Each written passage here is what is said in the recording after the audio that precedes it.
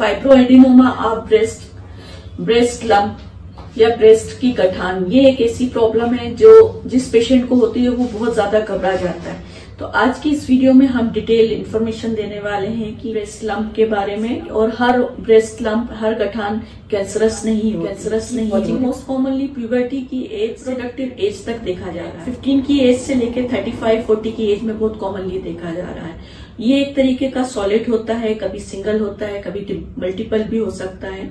इसमें कोई पेन नहीं होता है, पेनलेस होता है, और ये मूवेबल होता है।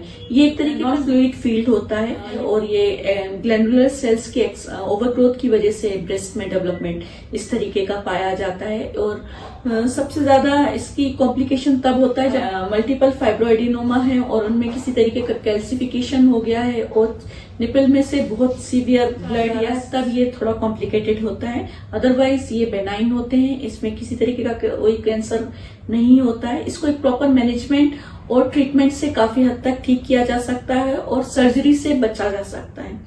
इसको कॉजेटिव फैक्टर डिफरेंट लोगों में डिफरेंट देखा जाता है।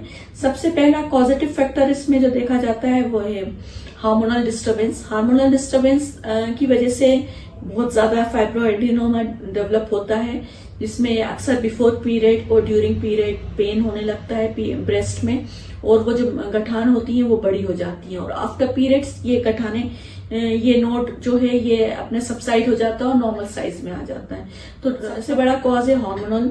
सेकंड कॉज है कि कुछ लोग बहुत ज्यादा ओरल कॉन्ट्रासेप्टिव खा रहे होते हैं, इसकी वजह से भी कुछ बॉडी में चेंजेस आ जाते हैं और इस तरीके की गठान बन जाती है।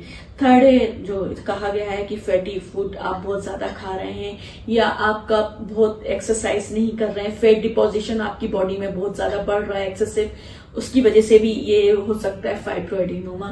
थर्ड कॉज, एक और कॉमन कॉज देखा गया है वो ये कि किसी तरीके का चोट लग जाने की वजह से ब्रेस्ट फीड के दौरान या आफ्टर ब्रेस्ट फीड के बाद ब्रेस्ट में किसी तरीके की चोट लग जाने की वजह से भी इस तरीके के लंप डेवलप हो जाते हैं। इसको ठीक करने के लिए पहले तो प्रॉपर एक मैनेजमेंट किया जाता है, इन्वेस्टिगेट किया जाता है। इन्वेस्टिगेशन में जो किया जाता है सबसे फर्स्ट मेमोग्राफी होती है, अल्ट्रासाउंड होता है, और अगर इसमें किसी तरीके का कोई कॉम्प्लिकेशन नहीं लगती तो इसी से ही हम प्रॉपर ट्रीटमेंट कर लेते हैं। लेकिन कुछ भी डाउट लगता है तो फिर कैंसर के लिए चेक किया जाता है, एनएससी टेस्ट किया जाता है, जिसमें फाइन नीडल एस्पिरेशन किया जाता है, जिसमें कि एक प्रॉपर टेस्ट किया जाता है आगे कैंसर के लिए। मेमोग्राफी भी बहुत ज्यादा सजेस्ट नहीं की जाती है, सिंपल अल्ट्रासाउंड से ही हम इसको डायग्नोस करते हैं और एक प्रॉपर मैनेजमेंट से हम रिजॉल्व कर सकते हैं। और आगे के लिए कि रिकरेंसी ना हो दोबारा से, उसके लिए एक प्रॉपर मैनेजमेंट दिया जाता है। ट्रीटमेंट होम्योपैथिक मेडिसिन दी जाती है। यहाँ जो मेडिसिन बताई जा रही है ये मेरा अपना एक पर्सनल एक्सपीरियंस है।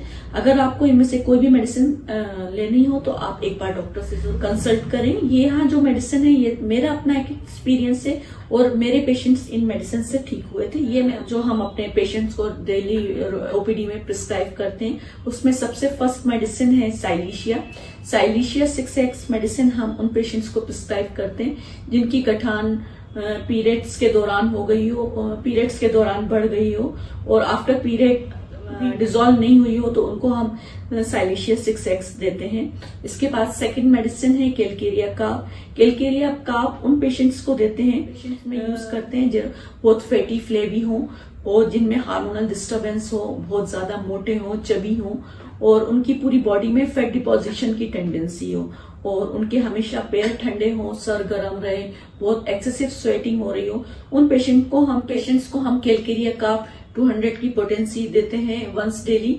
तो काफी हद तक फाइब्रोएडिनोमा को डिसॉल्व करने में कैलकेरिया काप का one of the main medicine होती है, कैलकेरिया काप फाइब्रोएडिनोमा को डिसॉल्व करने में। उसके बाद मेडिसिन आती है वो है फाइटोलका 200 हम उन पेशेंट्स को प्रिस्क्राइब करते हैं जिनके फाइब्रोएडिनोमा में बहुत एक्सेसिव पेन हो। साथ में उन पेशेंट्स को हम प्रिस्क्राइब करते हैं जिनको बहुत ज्यादा टच करने में भी बहुत ज्यादा पेन हो रहा हो, रेडनेस बहुत हो, इन्फ्लेम्ड हो और फीवर भी आ रहा हो साथ में, तब हम फाइटोलका 200 की पोटेंसी में उनको 3 बार देने से उनका ये पेन भी सबसाइड होता है और जो फाइब्रोएडिनोमा है, जो लंप है, वो भी डिसॉल्व होता है। आप इस तरीके की किसी भी प्रॉब्लम में है तो आप एक बार होम्योपैथी जरूर ट्राई करें, ये आपके लिए यूजफुल होगा। तो अगर आपको ये यूजफुल लगता है तो इस चैनल को लाइक और शेयर जरूर करिएगा। Keep following Instagram, Twitter and Facebook. Take care of yourself and stay happy, stay healthy.